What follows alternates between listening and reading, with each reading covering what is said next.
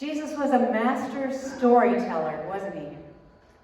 I think we've grown so accustomed to some of these more readily known stories that we tend to miss seeing ourselves or those whom we know inside of these stories. After all, how many of us have left home with a lot of money, fallen on hard times, and then ended up on a hog farm?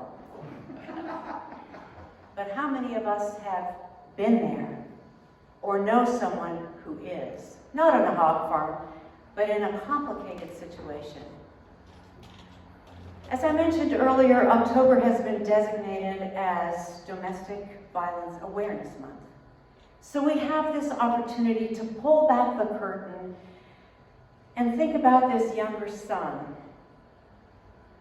Not that he was in that kind of a situation, but he gives voice to that. And we often don't hear those voices.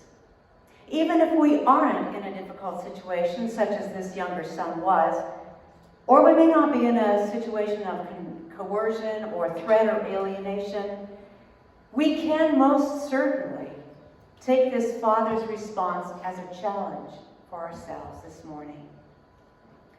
As Sally read that text from Luke 15, we may have thought, yes, the story of the prodigal son.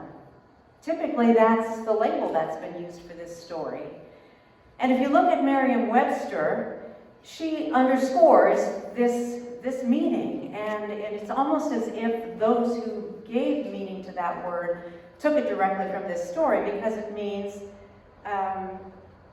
extravagant, squandering, wasteful. That all describes what we heard about here. But let's leave that prodigal concept out of it. What else do you see here? Well, we see a family, including a father and two of his sons, and a family business is also mentioned. There are sons and there are employees connected with this operation. And it seems that there are considerable means that also play into this situation. Anyone who's been in a family business knows the joys and the pitfalls of those kinds of ventures. I can't speak from experience on the business side of it, but families do face significant problems and challenges from time to time. And this family was no exception. For some reason, the younger son grows discontented. Anger smolders. Did he and his brother have a rocky relationship? Did one of them feel that the other was favored? Was the younger son fed up with how his father was running the family business? We don't know. But we do know that he asks for his share of what would, or at some point, come to him. Typically, the division of inheritance would occur after a patriarch had died. So this request, coming to the father while he was still very much alive, was probably reprehensible to him. But he chooses not to retaliate. Maybe the younger son had dreams which couldn't be realized within the confines of that home. Could he have left with one intention, but the lure of newly acquired freedom along with financial abundance attracted the wrong people to him, ultimately leaving him destitute? Whether a dream or discontent, these kinds of dynamics aren't unusual in families. Every space in which we find ourselves is a mix of beautiful and painful, uplifting and challenging. When we choose to leave something behind to enter a new and maybe alluring place, we're confronted with an entirely new set of options. The more abruptly this transition happens, the more caution is advised.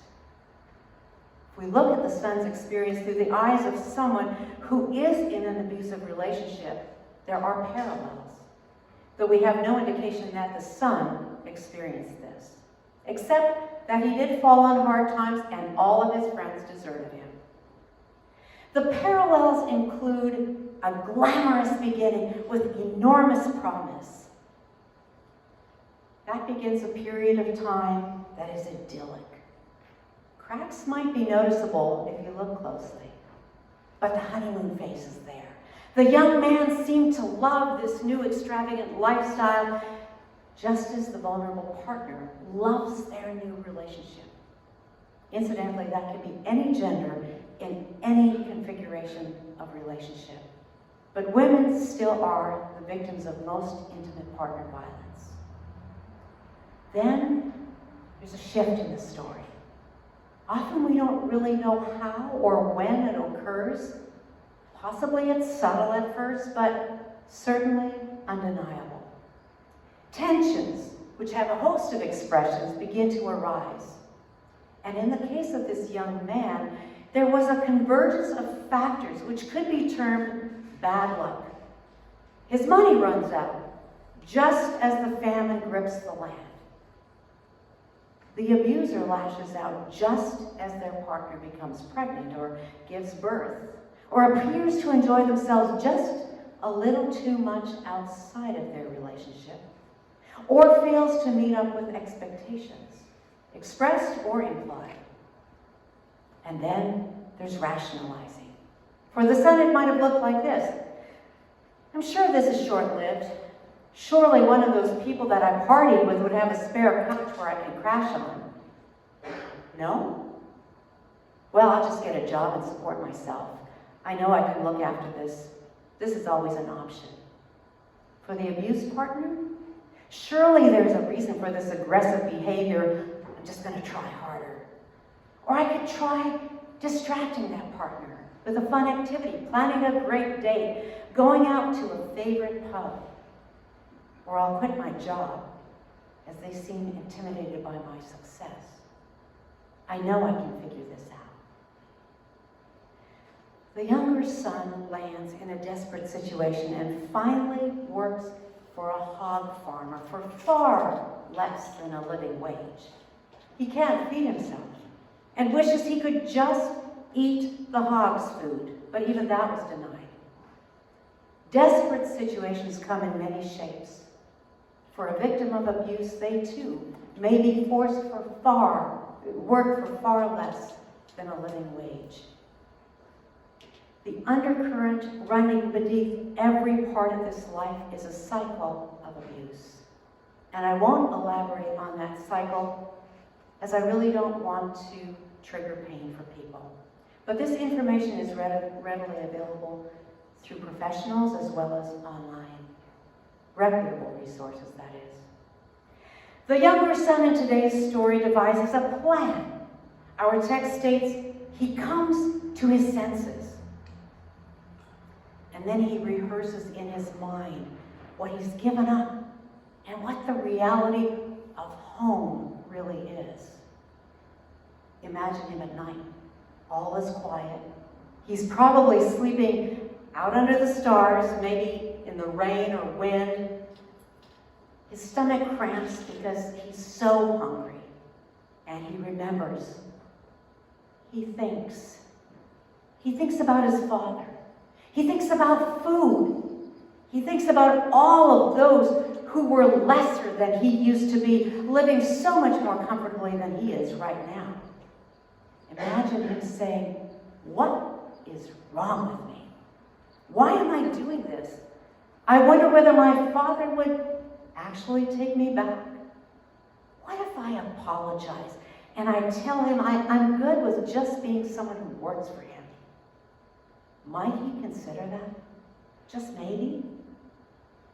Do you think he slept a night or two on those thoughts? Maybe. Weighing those what-ifs. But then he acts.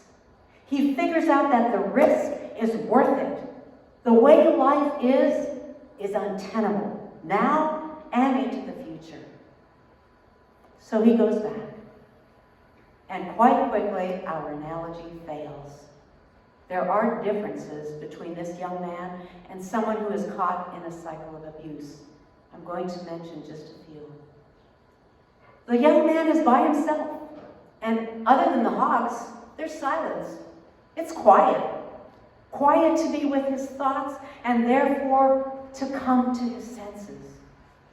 That's often not the case for abuse victims, as their inner space is filled with turmoil, trying to survive, even hoping to thrive. They're on edge, trying to create equilibrium, often in a place of chaos. Coming to one's senses is nearly impossible. The decision to go back to his father was this young man's alone. It seems that any relationship he had while he was living in luxury had long since passed. So there was no one threatening or coercing him. Threats and coercion take a deadly toll on a person's mind and psyche. The young man in Jesus' story looked at his current situation and compared it to what he had experienced in the past. Although he presumably felt guilty for squandering his father's hard-earned cash, the decision to go back was relatively straightforward. It required humility, acknowledgement, remorse, and a willingness to accept his father's decision. He knew what kind of a man his father was, and therefore trust gained the upper hand. The road for someone who's being subjected to mind control, sometimes even an alternate reality, is an uphill battle. Sometimes they're able to break out of the rigidly controlled space. Sometimes it will take many, many attempts. Other times the hurdle seems too great. Before we go on, I have to add, almost parenthetically, that there are so many variables and nuances in stories of abuse. There is no template that works for everyone. But the Bible is not a template either. It is a collection of wisdom stories that help us learn how to ponder, to see deeper meaning and universal truth. The story presents a challenge for every one of us. If abusive relations aren't a part of your experience or your learned expertise, or faced by someone in your circle of acquaintance, you are in the minority. According to the National Coalition Against Domestic Violence, the occurrence of intimate partner violence, control, and threat is very high. And the chance that you know someone trapped in abuse is great. On a typical day, there are more than 20,000 phone calls placed to domestic violence hotlines nationally. There are many sub-statistics dealing with various phases of abuse, but again, I'll refer you to professionals and other reliable online sources. As people have discussed the biblical interpretation of this story for centuries, both father and son have received a great deal of criticism. The son has been demeaned for being demanding and ungrateful. The father, weak and non-confrontational, therefore being a primary cause of his son's decline, his poor choices. It's easy to criticize, much more difficult to admit the impossibility of some things that happen, and to seek wisdom in this story. We have few details about the younger son's reasons for his unusual departure and his demands. Our information comes out of our own experience with family dynamics and relationships. The interesting thing is, the father doesn't argue with the son's demands, nor does he ask for clarification. He's able to let go of his wealth and of his beloved son. And even when the son returns after a period of separation, and we have no time frame given for how long that was, there was no blame. Remember, there were no social media platforms, no cell phones, no aunt or uncle or some random stranger in a strange town to ask about his well-being, because the father probably didn't know where he was. It was uncertainty at the highest level. When his son then, his flesh and blood, returns, he saw him when he was a great distance away, and he runs. And his only response is, welcome with a big hug. Immediately, his father puts together plans for a huge party. Would I be that welcoming and forgiving? Would you? I truly hope so. Something else we don't find is pity. This dad doesn't ooh and ah over his son, tell him how worried he was every moment of the time that he was gone. He doesn't say, look at your scraggly, scrawny old self, raggedy as you are. You must be famished. Nor does he say, oh my goodness, where have you been? Look at you. Don't let anyone see you like that. No. There's just warmth and acceptance and forgiveness, but there's no drama. Just like the departure had no drama, the return didn't either. But there was a party. It's almost as if the the father said, you are my son. You will always be my son. Nothing has changed in these past months or years or decades. We don't know. The only thing is, we've both had experiences we've never had before, and there will be time to sort it all out. Now let's get on with it. Do you know what else I noticed? The father doesn't center his own feelings or needs. He doesn't lay guilt, saying, do you have any idea how worried I was about you? Obviously, you don't have children, or else you'd know all the pain and agony that you put me through. No. Whatever he did with these feelings, he did not process them in front of his son. He wrestled his way to acceptance and compassion in private. I'm reminded of Carrie Newcomer's poem, I'm Learning to Sit with Not Knowing. Some of the lines go like this. I'm learning to sit with what I might never know, might never learn, might never heal. I'm learning to sit with what might waltz in and surprise me, might crash into my days with unspeakable sorrow or unattainable delight. End quote. Carrie Newcomer, if you don't know her, she's a poet, she's a songwriter, a singer, a guitarist. Those of us who live our lives in public, and by that I mean on any kind of social media platform versus in private, this kind of inner processing and growth seems almost impossible to us. The father went deep. He was grounded. He had learned to sit without knowing. His son intuitively knew he would be welcomed back. So what's it going to be for us? Analysis? I told you so? Or you shouldn't have? Blame, pity, or rage? Or can we send our roots down deeply into stories like this? Stories that Jesus told, having endless learning opportunities. Can we bear to sit not knowing? Having no certainty that we'll ever know. Cultivating this practice allows forgiveness and compassion to germinate within us. I pray we can live thoughtfully, deeply, able to live fully and compassionately, even while we sit not knowing.